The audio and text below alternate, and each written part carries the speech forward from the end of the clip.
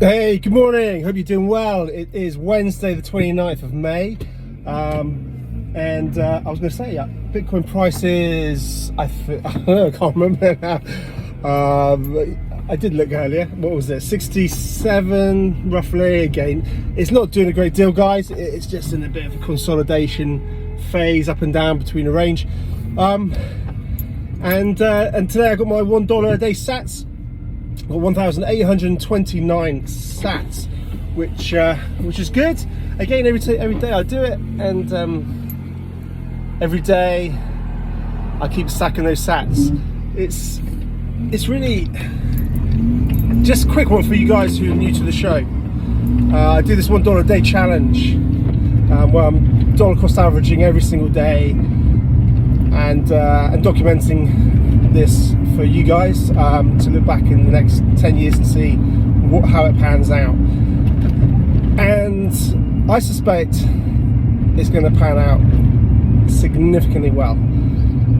I may be completely wrong, but it's my way to not only walk the walk and talk the talk, but to hopefully encourage others to do the same, whether it's $1 a day, whether it's $3 a day, whether it's $5 a day, whether it's $100 a week, a month, whatever. Just dipping your toe into Bitcoin, consistently buying it, and thinking about your savings and your money in Bitcoin terms.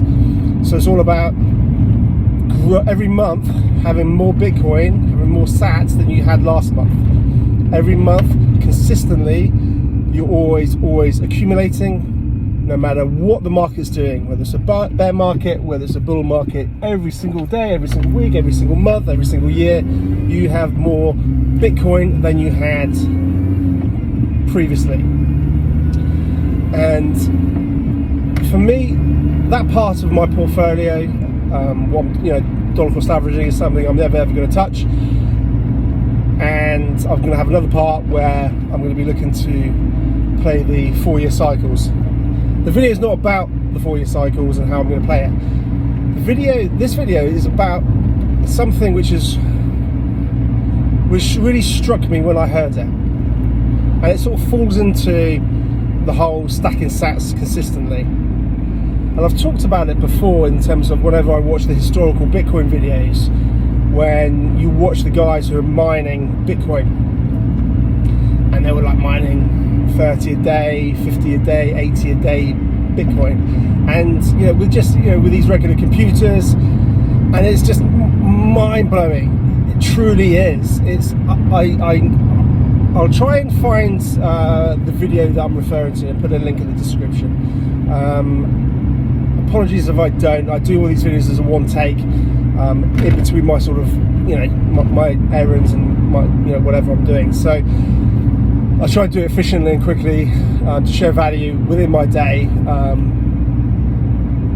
And I've obviously got a day job, so I can't do stuff during that time. So I'm just trying to utilise my time as best as I possibly can. There's that always, saying that people say, oh, I've never got time to do stuff. Well, you do. You just got to make time. This is me making time. But getting back to those historical videos, it's absolutely mind-blowing, and I really want you guys to be able to either look it up yourself or watch it. It's truly stunning, and it's a classic case of, wow, if only I knew then, and what if, and oh, I could have just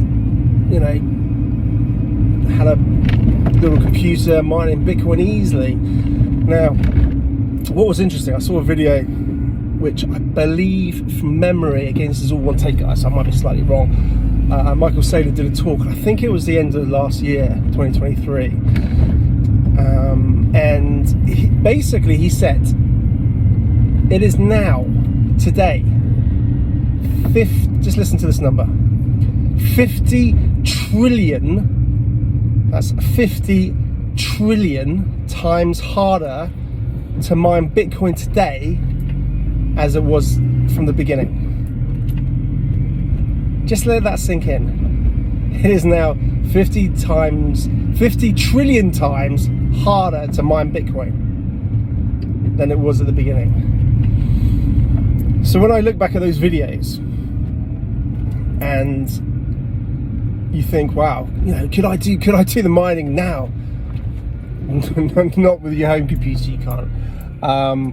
But that's not the point of this this video.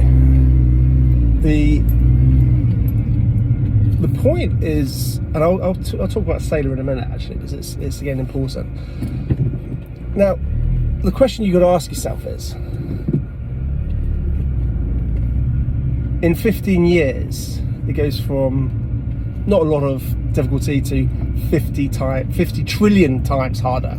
Now, my question to you is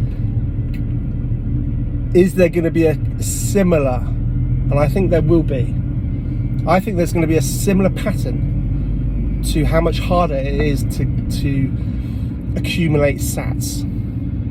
It is so easy for me to buy $1 worth of sats every single day. I got, what was it, 1,829 sats. In 10-15 years, it might not be 50 trillion times harder to collect those sats, but it will be significantly harder / more expensive to accumulate the same number of sats.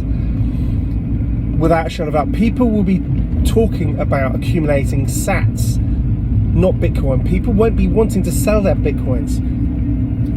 Everything will start to be priced in sats. You'll be able to buy a house in sats. Just think about that for a second. You know, I think, what is it? I can't remember what the figures are, but off the top of my head. But it's, I don't know, what is it? What's the average house price in the UK? Did I say 250? So it's what, 740 So roughly, just round figures, 4 Bitcoin it will cost you to buy the average UK house. Just rough figures. 4 Bitcoin, that's assuming Bitcoin's at, I don't know, just round figures again, 70k. Right, so easy, you know, 4 7s, 28, 280k. So just say 280. So it's going to cost you 4 Bitcoin to buy a UK house on average. In the not too distant future, it's going to be 0.1, 0.001, 0.00001. It's going to get cheaper and cheaper. I did a video recently talking about how house prices have lost something like 93% of its value over the last 5 years compared to Bitcoin. It is mind-blowing. Even though in fiat terms the house prices are still going up, versus Bitcoin, it's lost 93% of its value against Bitcoin. So we are going to be talking about a world in sats. We are going to be referring to everything in sats. Let me just reverse. Hey guys, you can check out my reversing skills here. Check this out. This is the joys of one-take videos. And we just hit the curb. It wasn't 100%, but we got there in the end. Yeah, we talk about accumulating things in sats. So it is going to get so much more difficult accumulating sats. It's 50 trillion times harder to mine Bitcoin than it was 15 years ago. I'm not going to say it's going to be 50 trillion times harder to accumulate sats as it is now, but it is going to be significantly harder. So just let that sink in for a second. The scarcity, the difficulty of mining, the scarcity of Bitcoin, there is only 21 million that will ever be mined. I think we're about, what, 19 million that's in circulating supply. Probably about 5 million's been lost. There's, was it 60 odd million millionaires in the world? So not every millionaire can have one whole Bitcoin. There's 8 billion people in the world. It's going to get very, very difficult to accumulate sats. I suspect that a sat will be equivalent of $1. When? We don't know for sure. But again, you know, the purpose of my $1 a day challenge is to really document it and see, okay, let's see where we are in 10 years. See what actually, what it looks like. And document that journey. I'm buying my $1 a day every single day. Even when I'm not doing videos every single day, I'm still doing it. I'm still recording it. And I do a manual process. It's like me doing a workout. I'm putting the reps in. You know, it's something that I proactively do, and I encourage you to do the same. Yeah, you can do it as an auto buy, that you don't have to, you know, think about it. And if that's easy for you, then do it. It doesn't really matter. But for me, I like to just, you know, manually do it. I can you know, if it's proactive, I'm thinking about it, and then I can talk to you about it.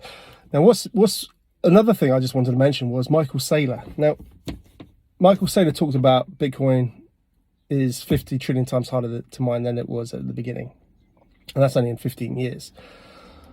The interesting point with Michael Saylor, and if you don't know who Michael Saylor is, basically he's the founder of MicroStrategy. It's I think it's a Canadian, might be a US company, I don't know, but they're a publicly listed company.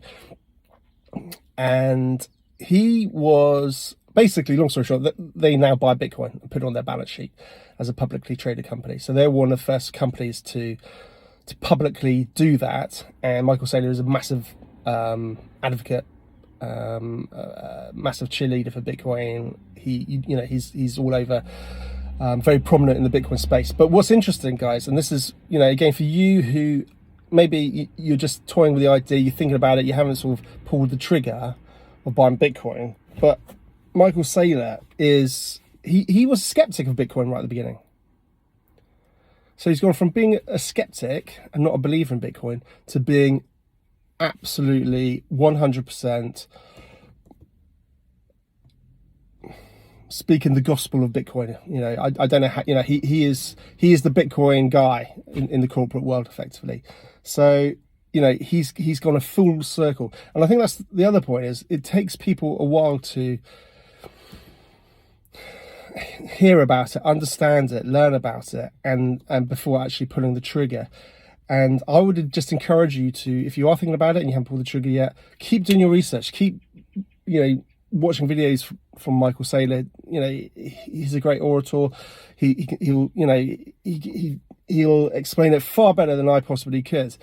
And watch other videos from other people, but just start dipping your toes into it. Even my $1 a day challenge, it's all about just constantly A, accumulating, but B, sort of pulling the trigger to actually have an allocation. The biggest risk you're going to have is not doing anything. And in 10 years time, if you still haven't done anything and you're aware of it right now, you're going to be absolutely kicking yourself. You're going to be absolutely kicking yourself. And I would just implore you just to have some allocation. Not much, but just start dipping your toe in. Maybe join me on my $1 a day challenge. Most people can afford $1. But it's quite incredible to think that 15 years ago, it was 50 trillion times easier to mine Bitcoin than it is today. Is it going to be 50 trillion times easier to accumulate sats today as it will be in 15 years time? Who knows? We'll have to find out, but it will certainly be harder. We don't know how hard. So I just wanted to share that with you. It was, it struck me when I heard that figure. It really did, I was like, wow, I had no idea it's got that much harder. When I look back at those historical videos, it is mind-blowing. And that's just, that explains, that reinforces the power of the network. It is the most powerful network that's ever existed. Ever. And it's getting stronger and stronger and stronger. It's the most powerful, strongest money that has ever existed. So it is the perfect money. Anyway, guys, I love you and leave you. Give us a like, subscribe, do all those amazing things. I hope this helped you out, and just something for you to consider. And hopefully you guys pull the trigger. So keep tuned in, and I look forward to catching up with you on the next one. Take care.